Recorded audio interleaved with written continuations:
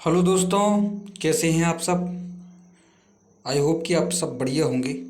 और आज मैं आपके सामने लेकर आ गया हूँ हाई स्कूल एग्जामिनेशन रेगुलर 2020 का हिंदी विशिष्ट का एग्ज़ाम पेपर। देखिए, आपके जो भी हाफ ईयरली एग्ज़ाम आने वाले हैं या फिर फाइनल ईयर या फिर प्री बोर्ड, और या अगर कोई भी एग्ज़ाम ना भी हो फिर भी आपको अच्छी सी प्रैक्टिस करनी चाहिए, क्योंकि ये जो सब्जेक्ट है ये स्कोरिंग सब्जेक्ट है। इससे आपकी जो परसेंटेज है वो बढ़ती है ना। इसमें आप 80 प्लस स्कोर करेंगे तो आपको बहुत ही फायदा मिलेगा। आपकी जो टोटल ओवरऑल परसेंटेज है ना वो आपकी इंक्रीज होगी, है ना। तो मैं आपको इसमें बताऊंगा कि आपको पेपर कैसे करना है और पेपर में क्या क्या आता है, और पेपर जो आने वाले पेपर हैं वो कैसे आएंगे, ठीक है। इसके अनुसार आपको पता चल जाएगा कि पेपर किस प्रकार से आएगा। इसकी जो सॉल्यूशन की वीडियो है वो मैंने प्लेलिस्ट में जाकर आप चेक कर सकते हैं चैनल के, कोई दिक्कत नहीं है। सभी वीडियो का सॉल्यूशन आपको मिल जाएगा। वीडियो को लाइक और चैनल सब्सक्राइब जरूर करें। अगर आपको साफ नहीं दिख रहा है तो वीडियो की क्वालिटी इंक्रीज कर लें और ब्राइटनेस बढ़ा लें। चलिए शुरू करते हैं। ये आपका पेपर कैसा आएगा, पेन को भी लेकर बैठें फुर्सत में। तो देखिए, आपका जो पेपर है वो 3 घंटे का होगा। 3 घंटे का पेपर होगा, याद रखना 3 घंटे का पेपर होगा आपका। 3 घंटे का पेपर होगा, ठीक है। और देखिए, अब चलते हैं हम पेपर पर कि पेपर किस प्रकार का होगा आपका। देखिए कौन कौन सी, इससे आपको क्या होता है, पेपर की इम्पोर्टेंस पता पड़ जाती है। किसमें कौन से प्रश्न हैं जो इम्पोर्टेंट हैं और जो पूछे जाते हैं, है ना। पेपर का लेवल कैसा होता है। तो देखिए, सबसे पहले आपको मिलेंगे ऑप्शनल। क्या है ऑप्शनल? इसमें आपको ऑप्शन क्वेश्चन पूछे गए हैं और 4 आपको विकल्प दिए गए हैं। उस 4 विकल्प के माध्यम से आपको जो है, जैसे जायसी प्रतिनिधि कवि हैं तो किसके, कृष्ण मार्गी शाखा की, कि राम भक्ति के, ज्ञान मार्गी के, प्रेम मार्गी। तो मलिक मोहम्मद जायसी, है ना, आपने नाम सुना होगा। जायसी तो किस शाखा के हैं, है ना, तो आपको बताना है। देखिए, आपको सभी सॉल्यूशन मिल जाएंगे मेरी चैनल पर, जितने भी चैप्टर हैं। और अगर आपको किसी भी प्रश्न का इसमें से आंसर नहीं आता है, नहीं मिल रहा है, तो आप कमेंट बॉक्स में मुझे ज़रूर बताएं। मैं आपको उसका उत्तर ज़रूर दूंगा, याद रखना, ठीक है। कमेंट बॉक्स में मुझसे ज़रूर पूछें। दूसरा है गेहूं और गुलाब निबंध के लेखक हैं, तो आपको पता है कौन है, जो है हजारी प्रसाद द्विवेदी हैं, या जो है अमरकंटक की केंद्रीय सत्ता है कौन, नर्मदा, है ना। अब और आगे चलते हैं तो आपको जो पुरुषों में उत्तम है उसके लिए पुरुषोत्तम संचारी भाव की कुल संख्या मानी जाती है, तो है ना, आपको 33 है, क्या है आपको देख लेना है। रिक्त स्थानों की पूर्ति कीजिए। रिक्त स्थानों के लिए देखिए आप क्या कर सकते हैं, इसका स्क्रीनशॉट लेकर आप इसको हल कर सकते हैं, है ना। इसको हल कर सकते हैं स्क्रीनशॉट लेकर। देखिए, सबसे पहले ऑप्शनल क्वेश्चन होंगे, उसके बाद आपके ऑप्शनल क्वेश्चन के बाद आपके जो हैं खालिस्तान होंगे, और खालिस्तान के बाद आपको सत्य सत्य देखने के लिए मिलेंगे कि बिहारी की भाषा साहित्यिक ब्रज भाषा है, कि कृष्ण की राजनीति बुद्धि अद्भुत नहीं थी, थके हुए कल्याणकार से कविता है, संधि के 4 भेद हैं, उल्लाल एक मात्रक छंद है। इसमें आपको सत्य सत्य बताना है ना। फिर आपको सही जोड़ी देखने के लिए मिलेंगी, सही जोड़ी। हम डायरेक्ट चलते हैं क्वेश्चन आंसर पर, और जो आपके लिए क्या है, क्वेश्चन आंसर और व्याकरण, है ना। और जो है आपको लेखन, किस लिखने के लिए क्या क्या आया है, जैसे कि पत्र हुआ, निबंध हुआ, ये इंपॉर्टेंट चीज़ें हैं, ठीक है।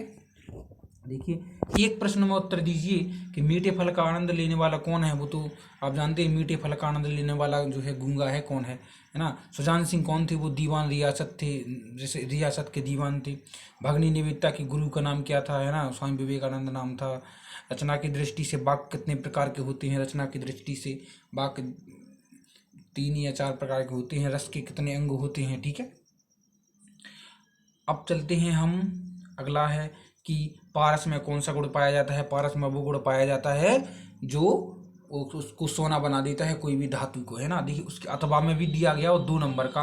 बालक राम का मुख सौंदर्य कैसा है, तो बालक राम का जो मुख सौंदर्य है वो सूरज के समान है ना, चमक रहा है, तेज है बालक उनके राम पर। वो तो आपको ये बहुत इजी है ना। कोयल को उसकी किस गुण के कारण पसंद किया जाता है, तो उसकी बोली के कारण पसंद किया जाता है। अथवा में दिया गया कि कवि ने बादलों को कहाँ घिरते देखा है, तो कवि ने बादलों को कहाँ घिरते देखा है, जी अथवा में आपको दिया गया है। इसका बसंत के आने पर कौन तान भरने लगता है, और कवि चट्टानों की छाती से क्या निकालने के लिए कह रहा है, ठीक है। लोहा किसकी श्वास से भस्म हो जाता है, और दमयंती माता के तुल्य किसे माना गया है, दयामयी माता के तुल्य किसे माना गया है, ठीक है। चलने के पूर्व बटोही को क्या करना चाहिए, और कवि नरेश मेहता ने रुकने के लिए किसका प्रतीक माना है। कवि नरेश मेहता ने रुकने को किसका प्रतीक माना है ना। इसको अगर आपको नहीं पता तो मैं बता दूं, कवि नरेश मेहता ने जो रुकने का वो मृत्यु के प्रतीक माना है ना। हिंदी गद्य साहित्य की प्रमुख विधाओं के नाम लिखिए। हिंदी गद्य साहित्य की प्रमुख विधाएं, जी मेरे चैप्टर पर एक वीडियो डली है पद्यांश की या गद्यांश की, आप उसको देख सकते हैं। ठीक है, जो भी आपको नहीं है आप कमेंट बॉक्स में मुझे क्वेश्चन लिख भी सकते हैं। हिंदी गद्य साहित्य की अन्य गौण विधाओं के नाम भी बताइए। देहाती बूढ़ा कमाल पाशा के पास क्यों गया, है ना, उपहार देने के लिए गया था। महर्षि वेदव्यास क्यों प्रसिद्ध हैं, क्योंकि उन्होंने महाभारत की रचना की। ठीक है, महाराणा लाखा ने कौन सी प्रतिज्ञा की थी। ज्वाला प्रसाद ने मोहन से क्या कहा, ज्वाला प्रसाद ने मोहन से क्या कहा। विषैली तालाब के नजदीक युधिष्ठिर ने क्या देखा, कि उनके पूरे जो भाई हैं वो मृत पड़े हुए हैं, मूर्छित। ज्ञान और दीपक के आपसी संबंध के बारे में बताइए। तो ज्ञान जो है चारों तरफ उजाला फैलाता है, और जो दीपक, और जो ज्ञान है वो अपने ज्ञान से चारों तरफ ज्ञान की ज्योति फैलाता है ना, ज्ञान का उजाला करता है। अगला है वाक्यों के निर्देशानुसार परिवर्तित कीजिए। अभी 2 नंबर के क्वेश्चन चल रहे हैं आपके, है ना। अशोक राजनगर में रहता है, प्रश्नवाचक बनाइए इसको, है ना। क्या अशोक राजनगर में रहता है, इस प्रकार से हम प्रश्नवाचक बना सकते हैं। गीता रामपुर में रहती है, निषेधवाचक, गीता रामपुर में नहीं रहती। वाक्य को शुद्ध करके लिखिए। रामू को फेल होने की आशा है, रामू को फेल होने की आशंका है ना, आशंका। और पुरुषोत्तम की पत्नी अच्छा थी, तो पुरुषोत्तम की पत्नी अच्छी थी, है ना। इसको हम इस प्रकार सुधार सकते हैं, सुधार करना है इनमें, है ना। तो प्रबंध काव्य और मुक्तक काव्य में अंतर बताइए। प्रबंध काव्य अगर नहीं आता है तो मैं इसको वीडियो बना दूंगा, आप कमेंट बॉक्स में मुझे जरूर बता दें। रस की परिभाषा बताइए, जिसको सुनने में, इसको पढ़ने में और सुनने में हमें बहुत आनंद मिलता है, वही तो रस है ना, आनंद की अनुभूति हो। अमरनाथ एक सच्चा मित्र है, क्यों कहा गया है, अमरनाथ एक सच्चा मित्र है ना। जीवन में बेटियों का महत्व विषय पर विचार लिखिए। अब 3 नंबर का है तो आपको कम से कम 4-5 लाइनों में इसका लिखना पड़ेगा, वो भी सही, है ना। संधि और समास में कोई 3 अंतर बताइए। संधि जो 2 वर्णों का मेल कहलाता है, और समास जो है 2 वर्णों या फिर 2 शब्दों का मेल संधि कहलाती है। 2 वर्णों या 2 शब्दों का विग्रह, है ना, शब्द का विग्रह जो है वो समास कहलाता है। जैसे कि धन प्लस बान, धनवान, है ना, तो ये संधि हो गई। और समास जैसे देखिए, जैसे मतलब विद्या आलय, तो विद्या के लिए आलय, विद्या के लिए घर, तो यदि समास हो गया। नहीं, विद्यालय को हमने अलग अलग कर दिया, विद्या के लिए आलय। ठीक है। अर्थ के आधार पर वाक्यों के कितने भेद होते हैं, तो अर्थ के आधार पर वाक्यों के कितने भेद होते हैं। ठीक है। अगला है कि अंत्योक्ति अलंकार की परिभाषा दीजिए। गीत का छंद की परिभाषा, गीत का छंद की परिभाषा दीजिए, है ना जी। आपको उसमें किताब की ही है ना, अभी व्याकरण भी नहीं आई, किताब में ही आपको बीच बीच में सब दे रहा है वो। रीतिकाल की कोई 2 विशेषताएं बताइए। रीतिकाल के कोई 2 कवियों के नाम बताइए। बहुत इजी है, कोई दिक्कत नहीं है, पेपर बहुत इजी है, आप आराम से अगर अच्छे से तैयारी करके जाएंगे तो आप आराम से हल कर देंगे। भारतेंदु युग की 2 विशेषताएं लिखिए तथा भारतेंदु युग के 2 कवियों के नाम बताइए। भारतेंदु युग। अगला है नाटक और एकांकी में 4 अंतर लिखिए। देखिए इतना इजी है जी, आपको आराम से अगर आप कहें तो इसका सॉल्यूशन मैं पूरा का पूरा इसका सॉल्यूशन डाल दूंगा। आप बस एक, अगर मुझे कमेंट में, अगर लाइक में मुझे, अगर मान लीजिए 100 लाइक मिल गए ना इस वीडियो पर, तो मैं इसका सॉल्यूशन ज़रूर डाल दूंगा। ठीक है। और कमेंट में आप लोग ये ज़रूर बताएं कि आप किस ज़िले से संबंधित हैं, ज़िले का नाम ज़रूर लिखें। ठीक है, कमेंट बॉक्स में। अगला है यात्रा वृत्तांत किसे कहते हैं। यदि कोई 2 लेखकों के नाम एवं उनकी एक रचना का नाम भी लिखिए। बिहारी तथा सूरदास की काव्यगत विशेषताएं लिखिए बिंदु के आधार पर। अगला है कन्हैयालाल मिश्र प्रभाकर अथवा हरि कृष्ण प्रेमी का साहित्यिक परिचय लिखिए। या तो देखो इसमें आपको दिए गए हैं, या तो आप इनका कन्हैयालाल मिश्र जी का, हरिशंकर प्रेमी का, इन दोनों में से किसी का भी लिख सकते हैं। 2 रचनाएं, भाषा शैली, स्थान, किसके आधार पर लिखना है, उनकी रचनाएं लिखनी है 2। भाषा शैली कैसी है उनकी, साहित्य में स्थान मतलब उनको कौन कौन से पुरस्कार वगैरह मिले हैं, इस प्रकार से हमको बताना है। अगला है निम्नलिखित में से किसी एक पद्यांश की सा प्रसंग है व्याख्या कीजिए। साई इतना दीजिए जा मैं कुटुंब समाए, मैं भी भूखा ना रहूं शादी भूखा ना जाए।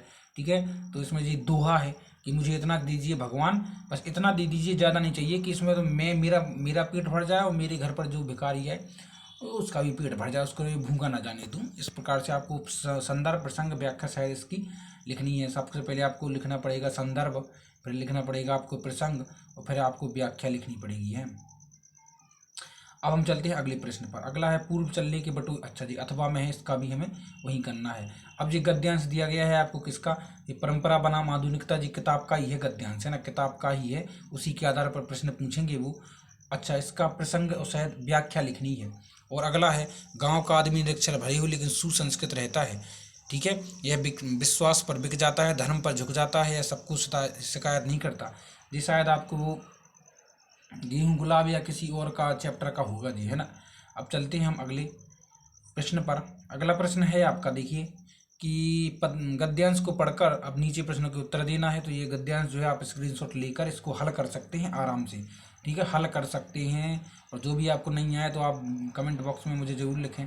27वां प्रश्न आपको दिया गया है कि परीक्षा की तैयारी के लिए अन्य पुस्तकें खरीदने हेतु अपने पिताजी को, जिसमें 500 रुपये मांगना, मनी ऑर्डर के लिए 500 रुपये आपको इसमें पत्र लिखना है। और शाला प्रधानाध्यापक को स्थानांतरण टीसी के लिए, ये 10th क्लास का है ना, तो टीसी के लिए प्रधानाध्यापक को जो है पत्र लिखना है। एक है आपका फॉर्मल और एक है इनफॉर्मल, है ना, फॉर्मल इनफॉर्मल 2 पत्र हैं आपके। अब हम चलते हैं अगले प्रश्न पर।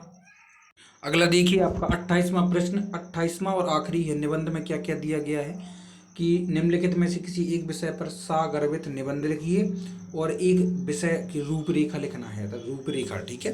तो देखिए, विद्यार्थी और अनुशासन, पर्यावरण और प्रदूषण, स्वच्छता अभियान, आतंकवाद और विज्ञान एक अभिशाप, इस पर आपको निबंध तैयार करना है।